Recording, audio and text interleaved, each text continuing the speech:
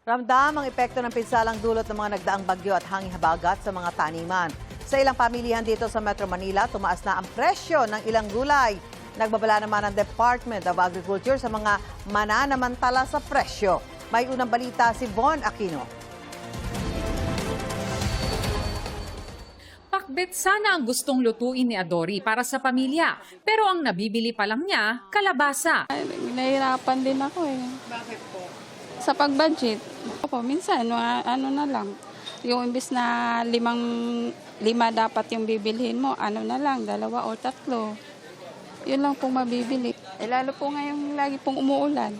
Karamihan ng presyo ng gulay sa Agora Market sa San Juan City, nagtaas ng 10 hanggang 40 piso. Tulad halimbawa ng talong, 150 pesos per kilo na. Ang patola, 140 pesos per kilo na. Kasi sobrang ulan, ang mga gulay, mga lusaw na dumarating, mga sira. Kaya yun, mataas ang in-increase ng gulay. Ina-adjust namin yung tali kung tali-tali ang gulay, ina-adjust namin.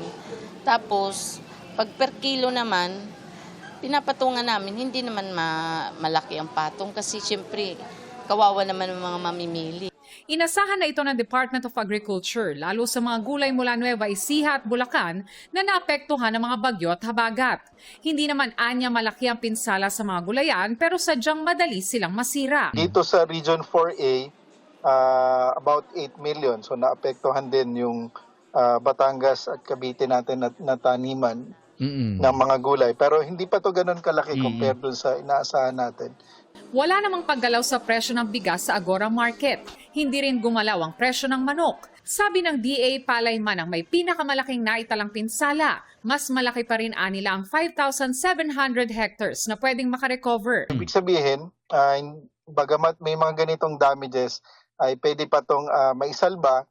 At yung total volume na nawala ay only about 4,500 metric tons. Napakaliit nito to cause significant impact doon sa presyuhan natin. Magbibigay naman daw ang DA ng 110 million pesos na halaga ng mga binhinang palay, mais at gulay sa mga apektadong rehiyon. Magdidistribute din ang DA ng Quick Response Fund para sa repair at rehabilitation ng mga pasilidad tulad ng irrigation na may naitalang 15 million damage. Sa tala ng DA, aabot sa mahigit 300 milyong piso ang kabuang pinsala ng mga bagyong Luis, Maymay at Habagat sa agrikultura sa 6 na rehiyon. Babala ng DA sa mga mananamantala sa presyo ng mga pagkain. Nakatutok palagi ang DA at yung atiring ng mga batas ngayon, lalo na yung Anti-Agricultural Economic Sabotage Law. Ito ang unang balita. Von Aquino, GMA News.